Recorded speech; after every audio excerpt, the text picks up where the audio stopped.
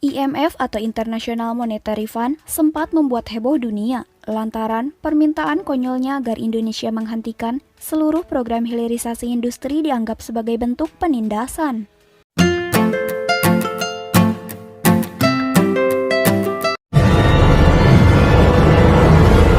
Razli Studio.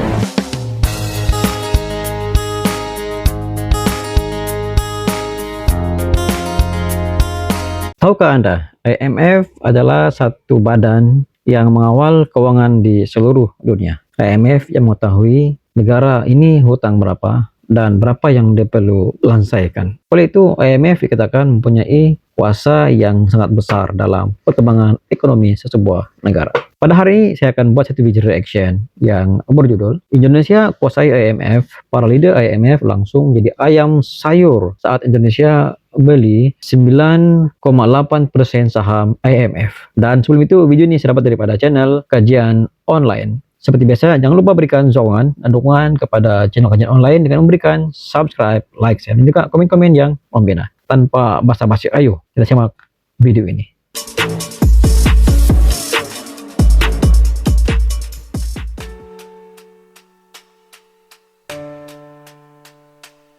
Reaction News Viral. IMF atau International Monetary Fund sempat membuat heboh dunia lantaran permintaan konyolnya agar Indonesia menghentikan seluruh program hilirisasi industri dianggap sebagai bentuk penindasan. IMF sendiri merupakan organisasi pendonor hutang yang relatif unik dari sisi kepemilikan maupun organisasinya. Tapi itu ini karena IMF bukan bank, melainkan lebih mirip koperasi simpan pinjam raksasa. Jadi, negara dengan simpanan terbesar otomatis akan jadi raja, bahkan bisa mengatur arah dan tujuan IMF. Tapi, hal mengejutkan akhirnya muncul setelah kehebohan yang dilakukan IMF untuk ikut campur dalam urusan dalam negeri Indonesia tanpa diduga. Indonesia rupanya memiliki saham cukup banyak di IMF, sehingga membuat IMF tak bisa lagi sombong di hadapan Indonesia.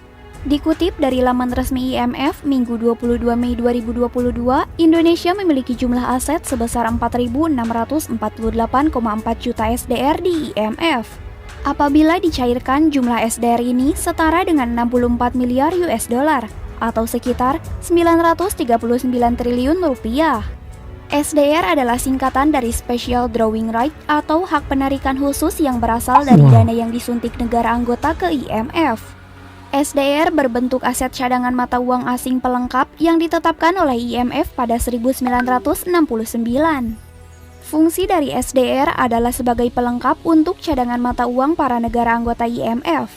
Nilai dari SDR didasarkan pada 5 mata uang yaitu dolar Amerika Serikat, euro, renminbi, pound sterling, dan yen.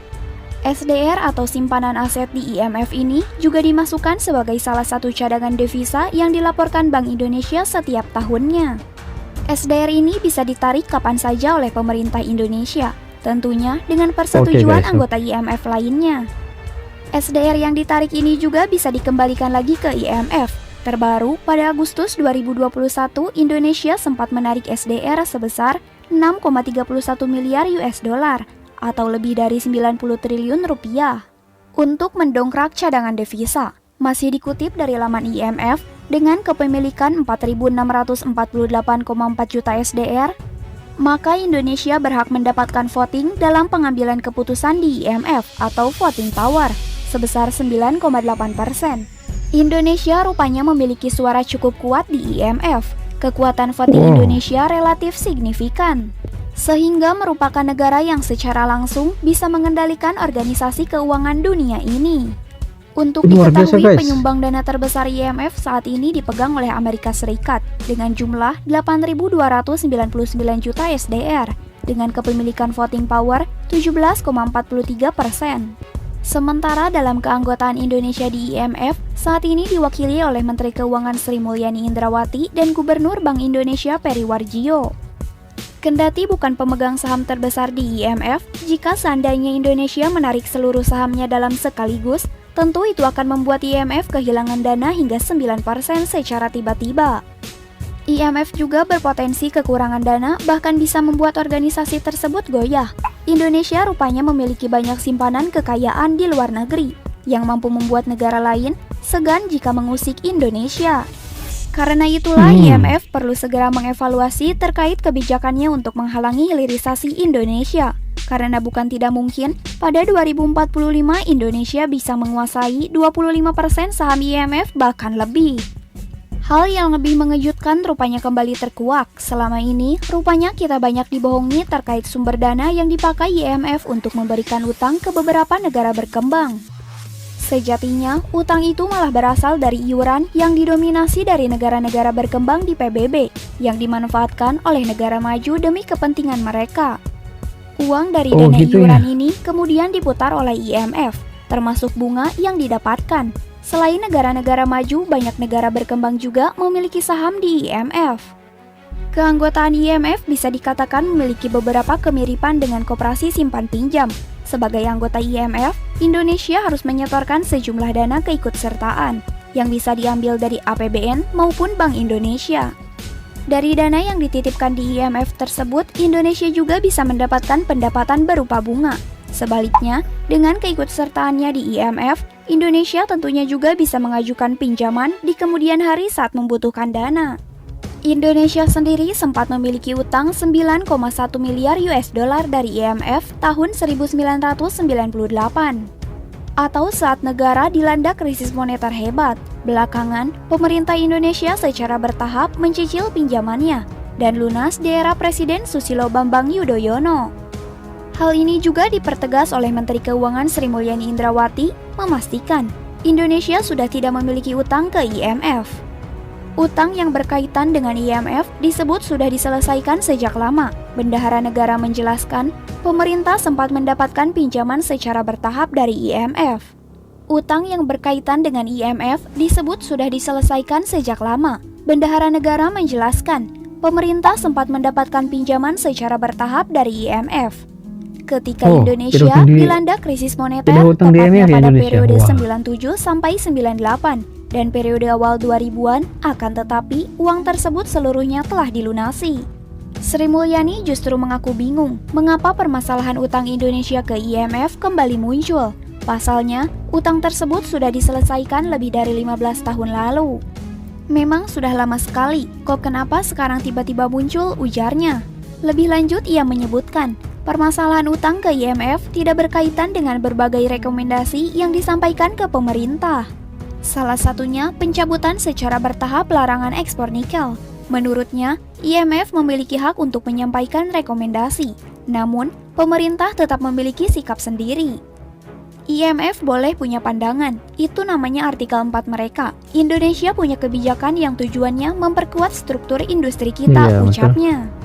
Menanggapi rekomendasi tersebut, para menteri Presiden Jokowi langsung pasang badan. Menteri Investasi atau Kepala BKPM Bahlil Lahadalia menyarankan IMF untuk mengurusi negara bermasalah saja, ketimbang memberikan rekomendasi terkait hilirisasi.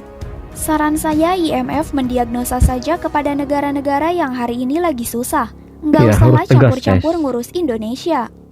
Ujar Bahlil dalam konferensi pers Jumat 30 Juni 2023. Sementara itu, Menteri Koordinator Bidang Kemaritiman dan Investasi Luhut Binsar Panjaitan akan bertemu langsung dengan pejabat IMF pada Agustus mendatang. Dalam pertemuan itu, Luhut akan menjelaskan kebijakan mengenai larangan ekspor biji nikel. Kami menghargai pandangan IMF, namun sebagai negara berdaulat, pemerintah Indonesia percaya bahwa kebijakan ini adalah yang terbaik untuk rakyat dan ekonomi Indonesia. Pemerintah tetap berkomitmen untuk melanjutkan program ini, tutur juru bicara Menko Marves Jody Mahardi. Ia mengatakan nikel merupakan sumber daya alam yang tidak dapat diperbaharui. Oleh sebab itu, pemanfaatannya perlu dioptimalkan. Dalam hal ini, pemerintah mendorong hilirisasi guna meningkatkan nilai tambah pada komoditas tambang tersebut. Tujuannya agar Indonesia tak lagi menjadi negara yang mengekspor barang mentah. Ini barang nggak bisa diperbaharui, jadi kalian mau dapat apa? Kita perjuangkan untuk masa depan, ucapnya. Arifin menegaskan, hilirisasi akan tetap dilakukan pemerintah meski ditentang pihak asing.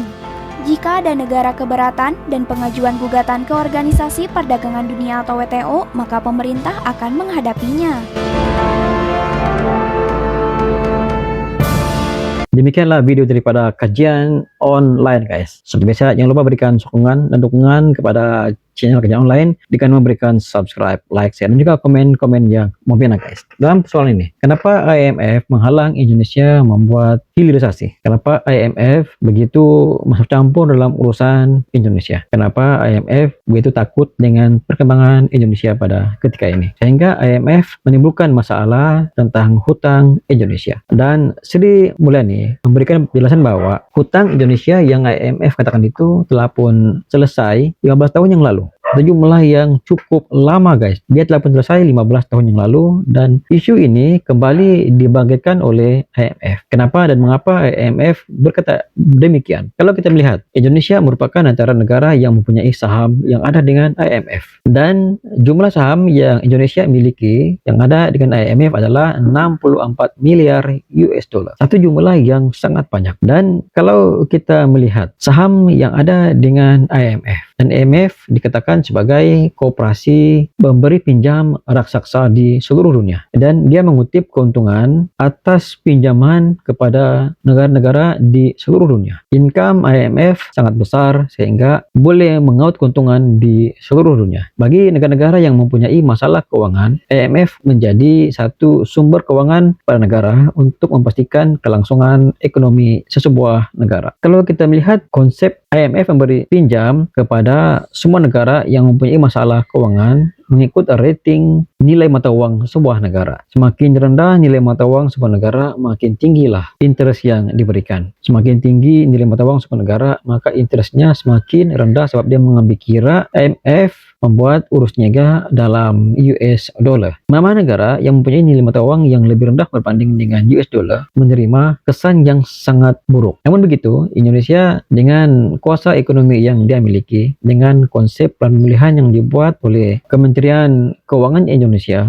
memberi satu tamparan hebat kepada IMF, dan IMF sangat tidak berpuas hati dengan konsep hilirisasi yang dibuat oleh Indonesia, dan dia menganggap ini adalah satu konsep yang memberi kelebihan hanya kepada beberapa negara tertentu. Namun, konsep Indonesia adalah non-blok. Dia mengambil semua pelabur daripada negara luar, tidak mengira negara mana. Yang penting dia bukan hanya mengambil bahan mentah daripada Indonesia. Maksudnya bukan komoditas bahan mentah, tapi mesti separah komoditas. Dan itu memberi satu gambaran kepada negara luar sekiranya ingin membeli bahan mentah daripada Indonesia, kalau yang dia ambil sendiri mungkin dia mengambil kira kosnya mengambil. Tapi Indonesia sangat bijak. Dia tidak membenarkan mengambil sendiri. Dia mesti melalui bukan bahan mentah guys. Pada pandangan Anda, apakah IMF mampu menghalang Indonesia melakukan hilirisasi terhadap negara-negara yang ingin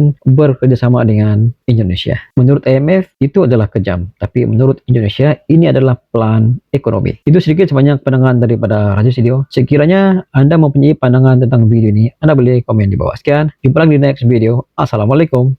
Bye-bye.